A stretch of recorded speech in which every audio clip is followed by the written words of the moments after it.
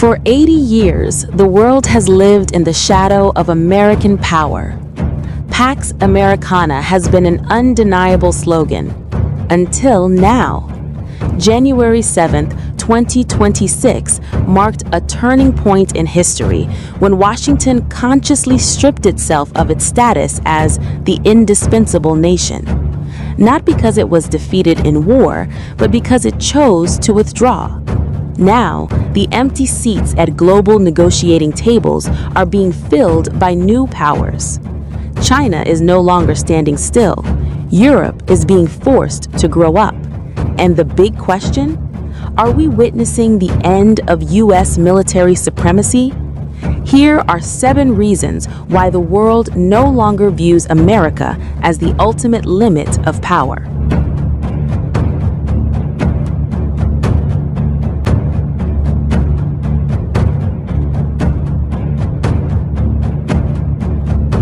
For 8 decades, since the end of World War II, the world has known one unrivaled superpower. The United States was more than just a superpower.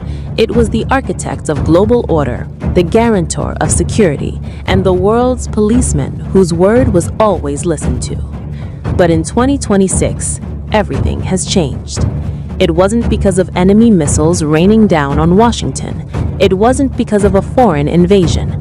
America withdrew by its own choice, and the silence it left behind is now starting to be filled by other voices. In this video, we will examine 7 fundamental reasons why the world, allies and adversaries alike, no longer views America as the ultimate limit of global military power. The data I present is the latest analysis from various sources, including the U.S. Defense Report itself and global research institutions. Let's begin.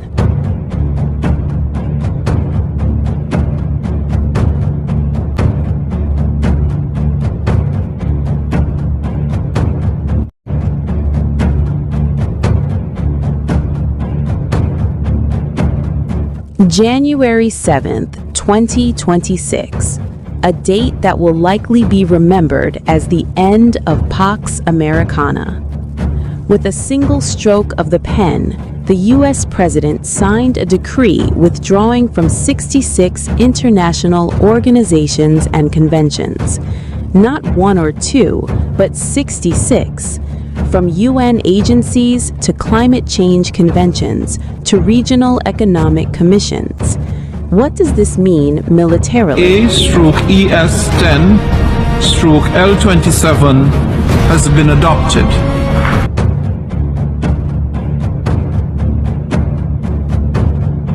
When a superpower withdraws from global forums, it loses its soft power. Military strength is important, but without international legitimacy and a seat at the global decision-making table, even the strongest military will struggle to project its influence. Imagine this. America still has 11 aircraft carriers, stealth aircraft, and nuclear missiles. But when they are absent from the formulation of global standards, when they are no longer part of the discussion about the rules of the world game, their influence evaporates. This is what analysts call an ideological victory for other powers. China, for example, is now practically the largest contributor to many UN agencies that the US has abandoned. They are placing their best bureaucrats in key positions. They are filling the gaps. And in geopolitics, no space is left empty.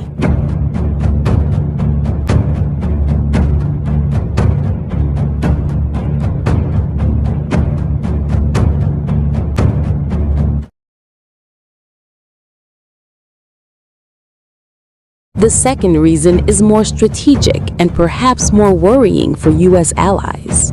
In January 2026, America released a new version of its national defense strategy. Its content, a fundamental shift toward what's called offshore balancing. Dr. Zeno Leone of King's College London explains that this strategy is nothing new in U.S. history, but its implementation this time is radical. America wants its allies, Germany, Japan, South Korea, to shoulder the burden of their own defense. Imagine the impact on NATO. NATO's Article 5, one for all for one, depends on political certainty, on the belief that if one country is attacked, America will come to its aid without hesitation. But when Washington starts talking about transactions, about who pays how much, that certainty crumbles. This quote by Henry Kissinger suddenly becomes relevant again. U.S. allies in Europe and Asia are now beginning to wonder if America can withdraw from the climate treaty, if it can leave the WHO, what guarantee is there that it won't abandon its defense treaty? Germany talks about strategic autonomy. France has long sought a more militarily independent Europe. Japan is revising its pacifist constitution. These are all responses to one reality: America's security umbrella may not always be open.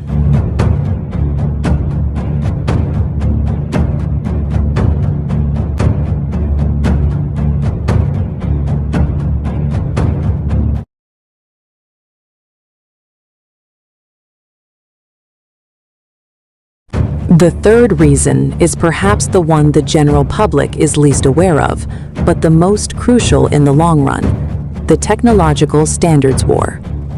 The world is currently in the midst of a green industrial revolution.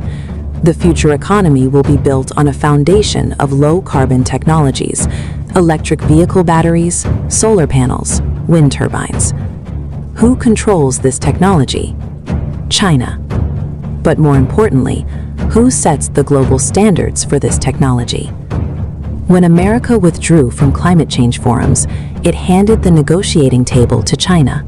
Now, Beijing has free rein to dictate technical specifications, green trade rules, and global environmental protocols. In the military realm, this has major implications: drone technology, surveillance systems, artificial intelligence for defense. All will follow standards set by the technology masters. As Republika wrote earlier this year, the country that can master, control, and direct the development of AI will have a significant advantage in decision-making, information control, and even the manipulation of public opinion across borders. National sovereignty now faces new challenges in the digital space, and America, by withdrawing from global standard-setting forums, is slowly losing control of the future of world defense technology.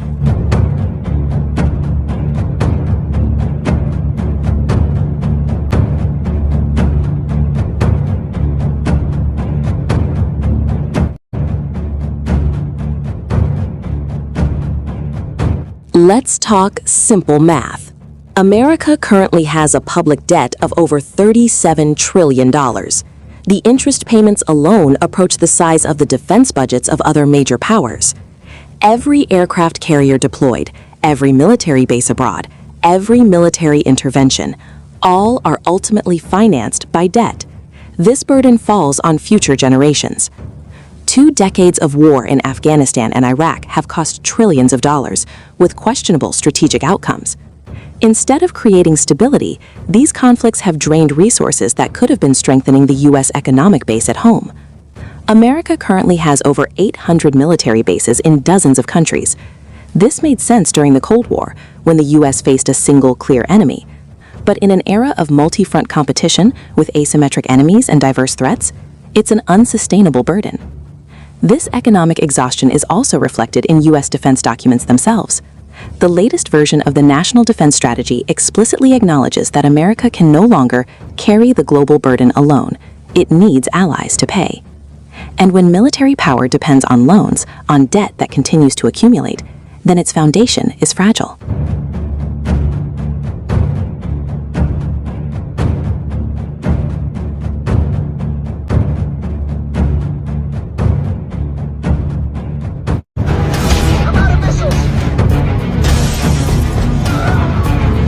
The fifth reason is the rise of other nations' deterrent capabilities. In 2026, global firepower still ranks America as the world's top military power.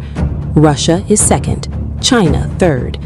But these numbers tell no story about courage, political will, or asymmetric capabilities. Last January, SINDOnews mapped 5 hotspots for World War III: the Caribbean Sea, the Gulf of Finland, the Taiwan Strait, and others. In all these hotspots, powers other than the US are demonstrating a boldness that was previously lacking.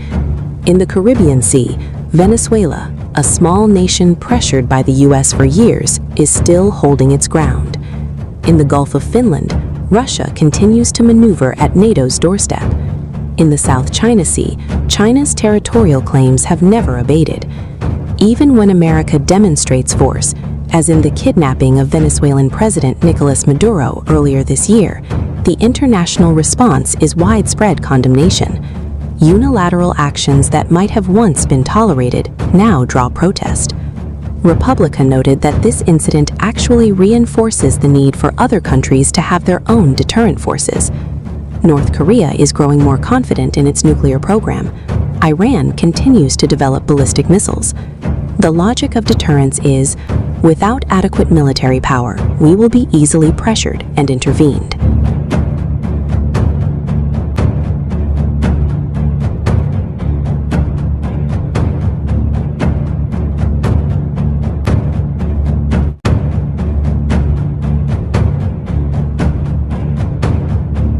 The sixth reason is structural.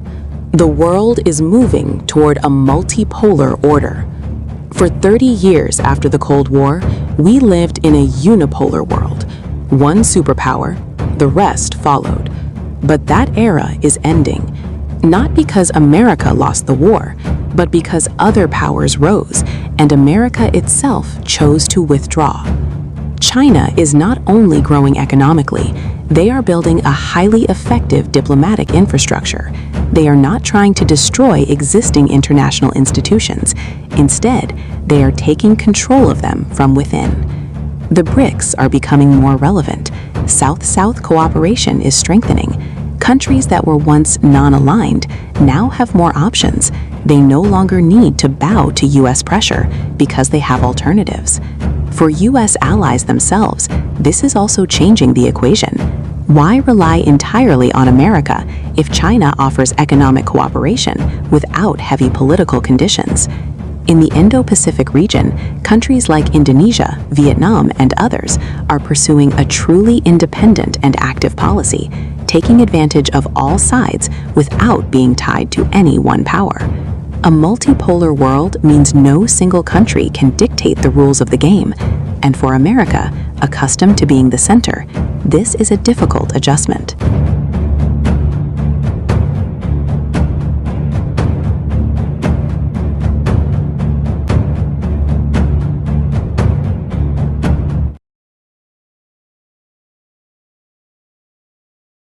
The seventh and final reason is perhaps the most fundamental: a shift in perception within America itself.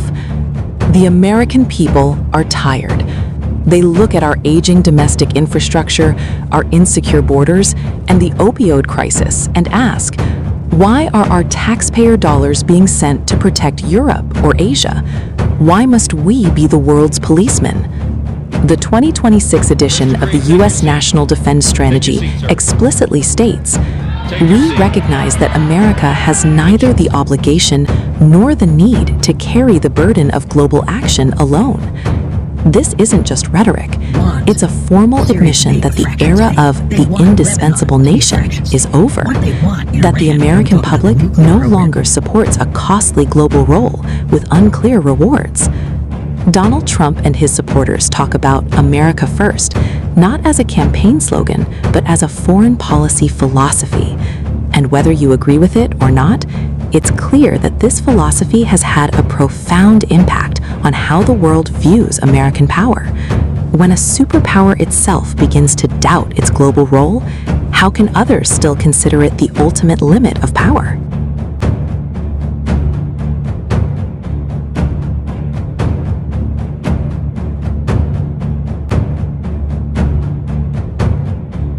We have discussed 7 reasons, from withdrawal from international organizations, a crisis of alliance credibility, shifting technological standards, economic burdens, the rise of other countries' deterrents, the multipolar order, to shifts in America's internal perceptions.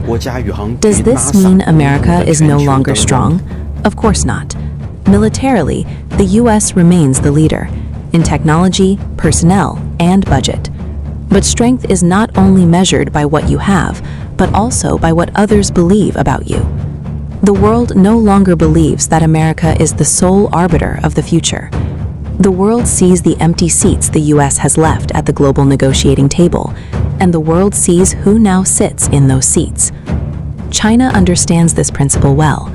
Strength is not just about the number of nuclear warheads, but about the ability to foster collective cooperation and establish norms that other countries voluntarily follow.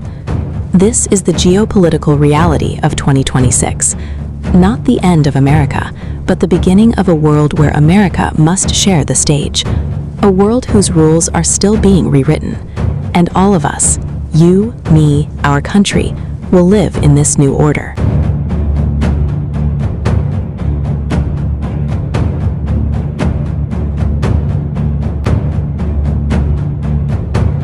What do you think? Do you think America can still maintain its military supremacy? Or are we witnessing the birth of a new world order? Share your thoughts in the comments section.